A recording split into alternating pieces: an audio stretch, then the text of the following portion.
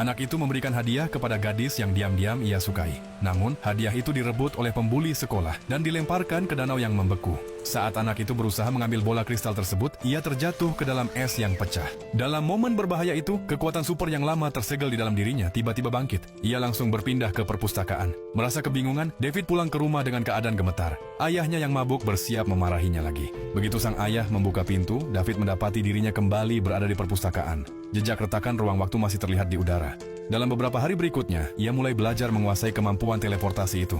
Suatu hari ketika membuka brosur wisata, ia melihat gambar menara New York yang pernah ia kunjungi. Seketika kamarnya bergetar dan dalam sekejap ia sudah berada di puncak menara tersebut. Ternyata ia bisa pergi kemanapun yang ia inginkan. Ayahnya seorang pecandu alkohol, sementara ibunya telah menghilang setelah perceraian tersebut. David pun memutuskan untuk meninggalkan rumah. Ia pindah ke New York dan menyewa kamar kecil, tetapi uangnya segera habis. Suatu hari, ia pergi ke bank dan bersumpah dalam hati bahwa suatu saat ia akan mengembalikan uang itu. Dengan sebuah alasan, ia membuat satpam membawanya masuk ke dalam bank.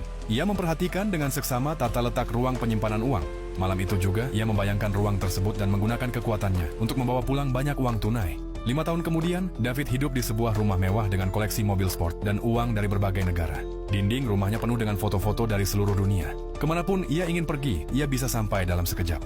Setelah berselancar, ia bisa langsung teleportasi ke puncak piramida Mesir untuk minum teh sore. Namun, saat David asik menikmati hidup duniawi, Biro Pengawas Ruang dan Waktu mulai memperhatikannya. Suatu hari, ia kembali ke kampung halamannya dan bertemu dengan gadis yang dulu ia sukai. Kini, gadis itu bekerja sebagai pelayan bar. David masih ingat bahwa dulu impian gadis itu ingin berkeliling dunia. Suasana pertemuan itu berubah romantis. Tetapi saat David pulang, ia terkejut mendapati kepala biro sudah menunggunya. David berusaha kabur dengan teleportasi, namun sang kepala biro langsung mengeluarkan sebuah tongkat sakti.